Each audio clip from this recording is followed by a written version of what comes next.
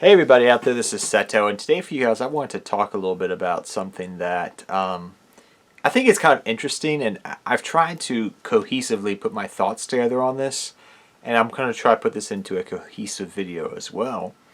But I would love to hear you guys' feedback on your thoughts about this, and how Konami seems to be doing some things differently. And in this video we're going to be talking about how it seems like nowadays that more Tier 2 decks can beat Tier 1 decks. Now granted, I'm an old school guy, an old school player, that's seen a lot of Yu-Gi-Oh! In my day. Grandpa Yu-Gi over here. And I've seen this happen throughout time. I mean, it's the old saying, old archetype gets new support, becomes broken. GK, Six Samurais in the 5Ds era. The list goes on and on and on and on of decks that this has happened to throughout Yu-Gi-Oh's history. But nowadays, it feels like that Konami's not printing as much broken archetypes as they used to. I mean, archetypes like Tri-Brigade, your Virtual World, etc., etc. Good archetypes, not going to deny that. You know, Phantom Knight engine, good engine, can put it in different decks. Not going to disagree with you on that there. But are they quote-unquote OP? You know, broken, tier 0. I mean, Konami does go through its funks. Let's admit that, guys. You know, Konami with printing archetypes, it's like a roller coaster.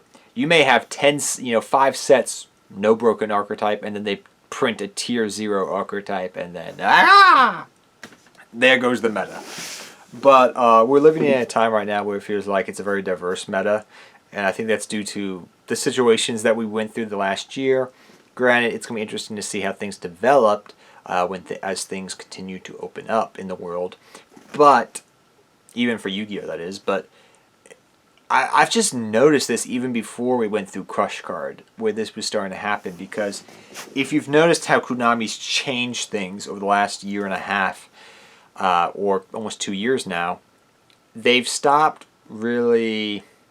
They're focusing more on older archetypes and older strategies more. I started to notice this a couple of years ago, back when we had Red Eyes, Blue Eyes, Dark Magician, granted, but this has happened to an extreme now, where if you look at the core sets coming out, they're focusing on older archetypes, newer strategies, revamping older strategies, etc. Kind of interesting how Konami's done this. They kind of did this because they're moving away from the anime, so to speak, and it seems that Yu-Gi-Oh! Has gotten to a stable place in the card game, hierarchy. Granted, there's an older player base, yes, but even nowadays, I find that there are always newer players coming back, players who played as a kid, even in the Zexal era, who are coming in, people that played in this, I literally see people who got into Yu-Gi-Oh! Watching the modern Yu-Gi-Oh! Stuff. They saw their friends play it, they picked it up. Their brother played it, they came in, they picked it up. And it just, Yu-Gi-Oh's always got new blood coming in. I think this is no longer as much of an issue as I thought it was, because I've seen this happen with a lot of the people that Yu-Gi-Oh! Has been attracting through Duel Links, through this and that. But they seem to be more focused, and what I'm trying to get back on track here saying is they're trying to focus more on their legacy of supporting older archetypes, older strategies, etc. Because a lot of these newer archetypes coming out, like I said, some of them are good engines, etc. They're not as OP as they used to be. It used to be that every main set that used to come out, for the most part, you knew there was going to be a game-changing archetype most likely coming out of that set. Be it Light Swarms, be it a cheap deck like Black Wings back in the day, be it the new Legendary Six Samurais, be it Mermail, be it Spellbook. You knew Gear, like the list goes on and on. I could mention other archetypes, Dragon Rulers. I mean, I can just go on down the list here. But usually every set or every other set would have a game-changing, meta-defining archetype in it. And as time's gone on over the last 2 years, we really haven't seen that. We've seen the side sets do it, right? We saw Sky Striker do it. We saw the freaking El Dorado deck do it, I like to call it. We did see Thunder Dragons do it about 2 years ago now. It's been that long, believe it. 2019, man. That was a while ago. So saying that, it's been a while since we've seen that definite one defining deck coming out of a core set. And because of this lack of that, yes, there are Dryatrons, yes, there's this and that, but because of the lack of that, I've seen a lot of older strategies be revisited, and seen those older decks be able to take over and beat tier 1 decks, quote unquote. Granted, it's not consistent. It's always happens in Yu-Gi-Oh, but I'm seeing it more on a consistent basis than I used to, which is interesting, where they can actually top a locals, that's good, a regionals, I believe they could, because, and I think even John Moore even stated this in one of his videos, or somebody stated it, in the right hands, any deck can top, really.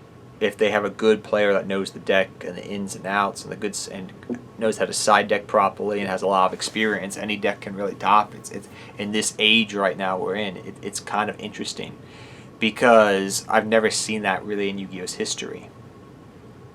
Because like a deck like Six Sams, I was working on a deck profile earlier and I was playtesting with my buddy online this past weekend and the weekend before that, playing against his different tier 1 decks, and I'm just like,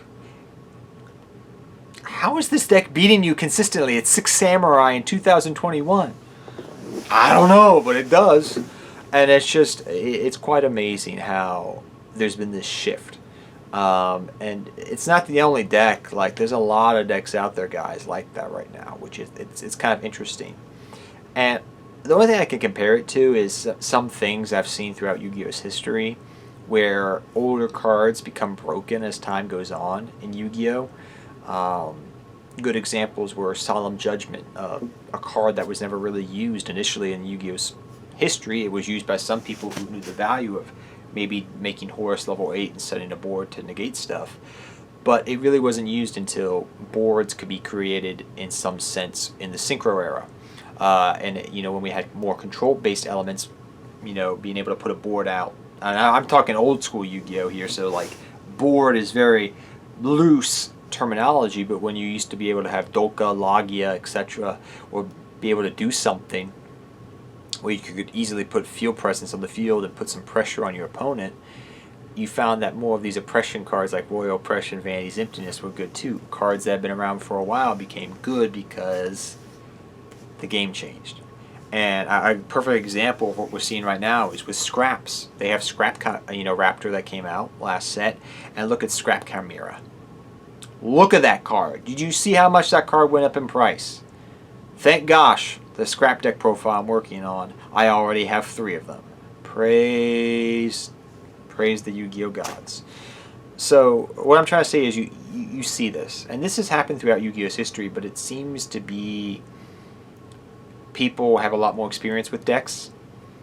They know, and they can build boards where they can take down tier 1 decks on a semi-consistent basis, more so than they used to. It used to be the old saying, any deck can lose on any given Sunday, right? That's a different terminology. That's a football. Any team can win on any given Sunday. I think that's even a movie. But what I'm trying to say is that there used to be the old adage: any deck can win on any given day sometimes and have its day.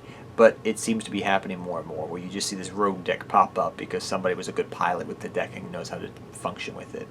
It just seems to be. It used to happen at regionals a couple times, I remember, but I feel like when things start opening up more and I start to see regionals, I'm going to be playing a keen eye to that because I'm kind of curious to see if this happens a lot, because I feel like people have had a lot of time to do a lot of formula thinking over the last year, and heaven knows what they're going to come out with. So, like I said, this was just a little bit of a discussion. I apologize if my eye went up. I'm cross-eyed. You probably saw that in the video. But, yeah, I just wanted to discuss with you guys. Do you feel that Tier 2 decks can compete more now than they used to because of some of the different reasons? Konami not pushing out a lot of Tier 1 decks, people having more time to play test, the way Konami's taking things with legacy support, etc. I'd love to hear your thoughts on this. I think it's just an open discussion that I would like to hear your guys' thoughts and your opinions on.